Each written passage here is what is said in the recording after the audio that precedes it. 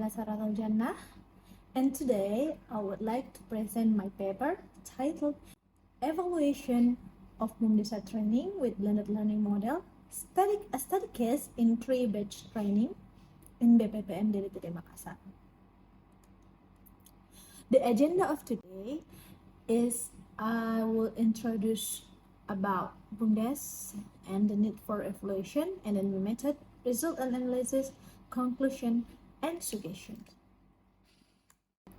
Introduction.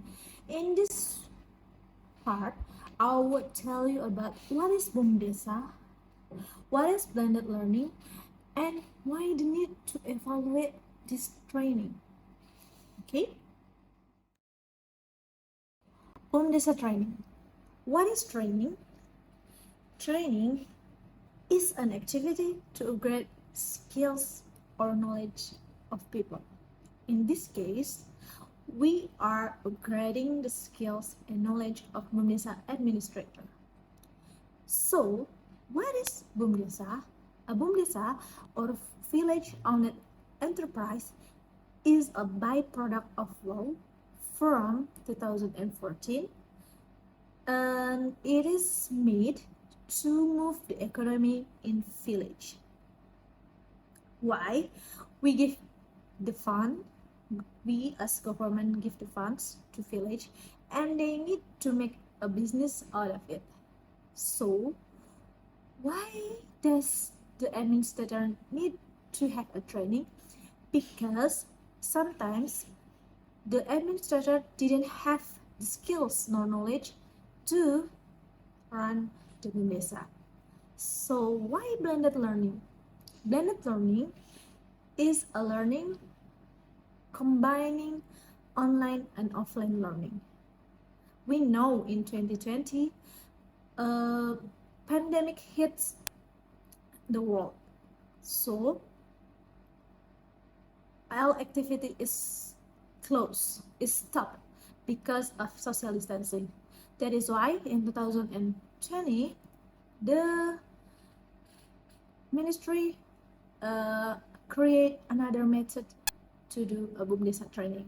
That is the blended learning that we use. So I will brief steps in Bumdesa training.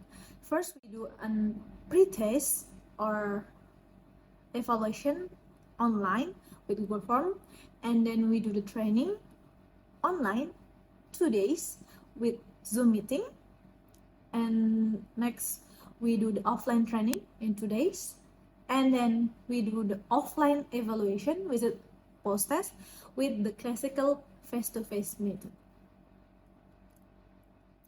The method of evaluation is comparing the results from before training, which is the pre-test, and compare it with the post-test. That is happened after the administrator of Bumdesa received a training. This is a Google form that I use to do an evaluation online to know how well does a Bumdesa administrator know about Bumdes and how to run it. And this is the 3 batch that I evaluated. The first is batch 46 in Bulukumba Regency, batch 53 in Baru Regency, and 67 in Polewali Mandar Regency. Result and analysis. In batch 46, the average knowledge upgrade is 11.7 to 15.75. It means on average, the participant can answer 4 more questions than before. So we can assume there is an increase of knowledge because they can answer 4 more questions right.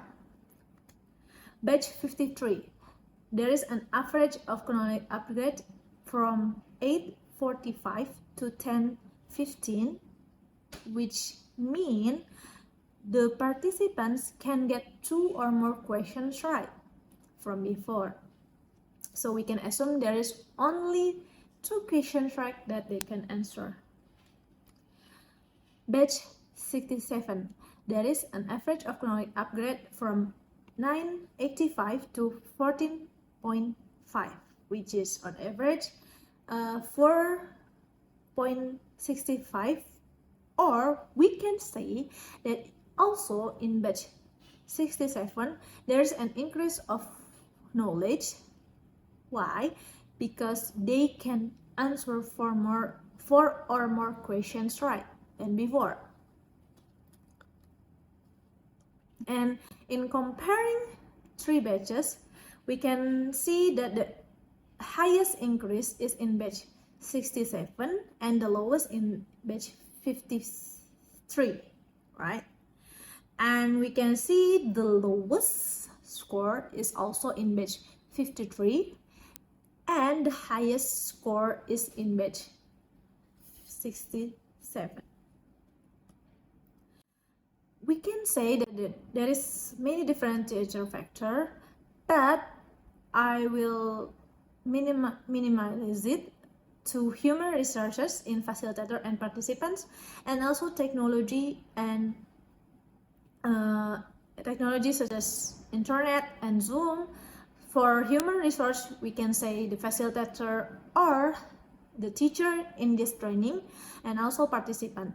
They are the crucial factor that made this training successful. Conclusion. We can conclude that the training with blended learning model went well because it gives participants an upgrade of knowledge, although it varies from one batch to another.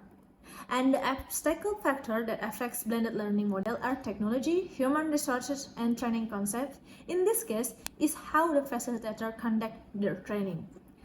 While the most affecting factors that I mentioned before are technology and human resources. Suggestions. This is where I put my suggestions to further this blended learning model. 1. There is a need to develop blended learning model so we can reach more participants and reach more area. Second is facilitator need to plan lesson. And the third, for policymaker, please make this an occurring model because it does work for the training. This is a reference that I use for this article. And terima kasih. Thank you.